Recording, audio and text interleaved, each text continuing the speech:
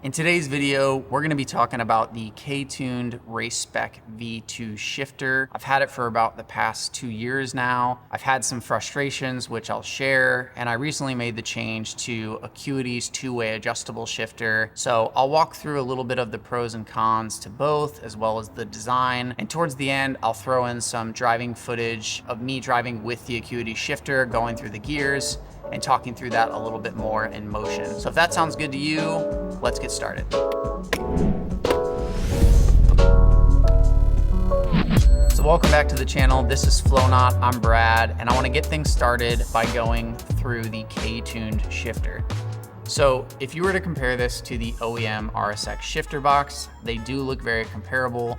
Obviously, there's some design differences like the adjustability that you have here. This adjusts your throw to make it shorter or longer. And you also reuse these rubber bushings from the OEM box. So looks wise, I think this thing's super cool. Some drawbacks though is you can't run that top plastic center console piece.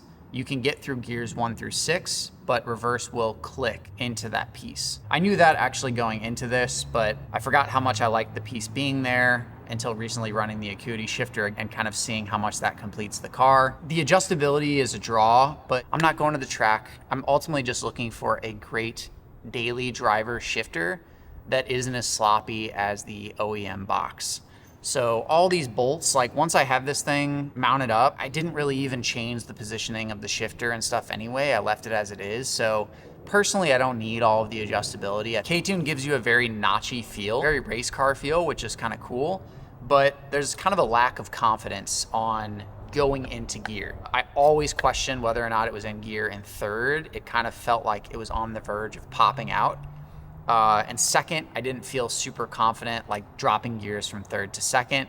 It just never felt like it went in very smoothly. I think that's really it. So let's hop in the car and we can talk through the Acuity shifter. As you can see, the center console piece is back on, and man, did I miss it. I think after not having it for a while, I think it really does complete the car. I did take off my suede shift boot. It was so dusty. I think if I get another one, I'm gonna end up going leather with like a red stitch. You can see the new beautiful knob that's on there. That is an authentic Integra Type R knob. I think this is one of the few Integra Type R parts that I'm actually gonna have on this car. To me, being the centerpiece of the car, I think it's a nice nod to the Japan ITR, and it just has the red that ties in with the gauges and just keeps everything looking good. One thing though is I did straighten it for the video, so I don't have the lock nut or the jam nut or whatever it's called, so I know.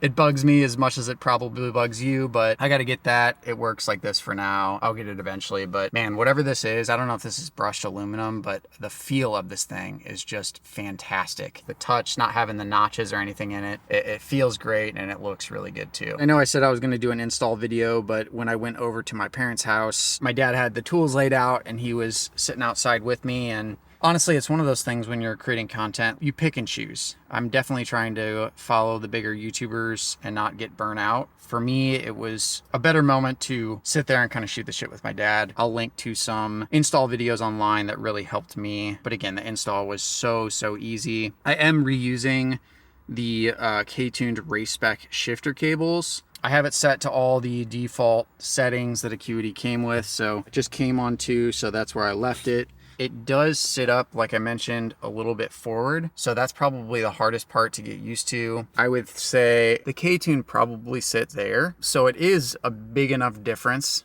to notice how far up it is, especially when you switch over to it. I felt like in the beginning, going into first, I was almost kind of like pulling it back a little bit when I had the Acuity shifter in, which you kind of need to go more like straight to the side or a little bit forward. So that really is the biggest thing, is just getting used to the positioning of it being slightly forward. I'll show you through the gears here so you can see that's first, second, third, fourth, fifth, sixth, and then reverse.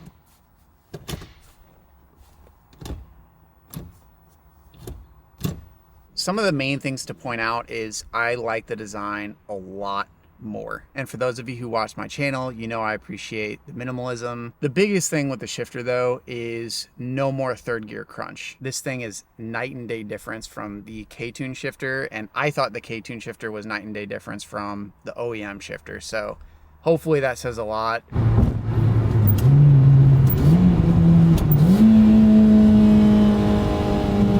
So third is by far the biggest difference. Fifth took a little bit of getting used to compared to the K-Tuned, but ultimately it's pretty much the same. But just the confidence that every single time it feels like it's in gear. It feels like it goes directly in place. Kicks back to neutral nice. It doesn't like immediately kick back from like third and fourth, which I think is pretty comparable to the K-Tuned shifter. Overall, just it's so, I can't tell you how smooth and quick the shifts are. And again, that third gear crunch just being gone just blows my mind. Here's second gear.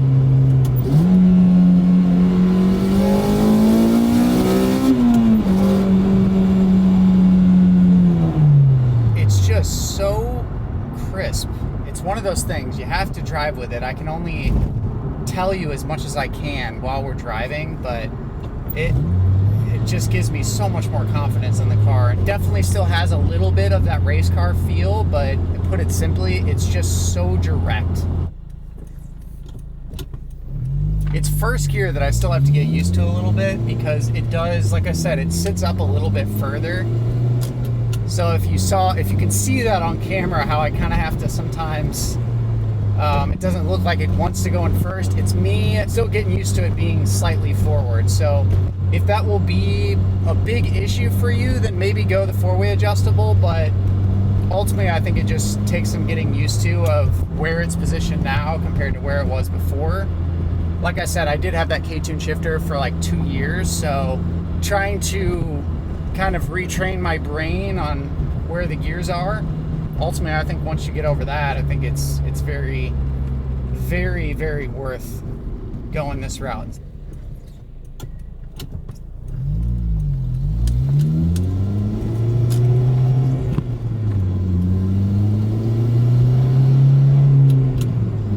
Like third just, hopefully that's coming across on camera, third just goes right into place. And for those of you who have the K-Tuned shifter and have maybe driven a car with an Acuity shifter too, you'll get what I'm saying. But I think until you can drive and experience both, it's kind of hard to see it through camera. So we're in fifth, fourth, third, second, third, fourth, fifth. It's just night and day difference. I can't speak highly enough of this shifter. This is not sponsored again. This is me just doing my own research and really just trying to dial in this car for just a great daily driver. And I think this shifter, along with the shift knob, really made a big difference. All right, guys, that's it. Hopefully that was able to come across camera on how noticeably different the shifts are. Like I mentioned, confident shifts, super direct, always feels like it's in gear. So hopefully you enjoyed today's video. If you haven't subscribed yet, I hope you consider subscribing. It really helps my channel.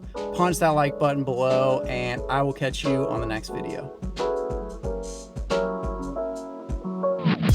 This is Flowknot, I'm Brad, and let's jump in it. So, nope, that didn't feel right. Was I looking at the screen again? Man, I can't even fucking tell. Idiot. Yep, it's a plane. The plane.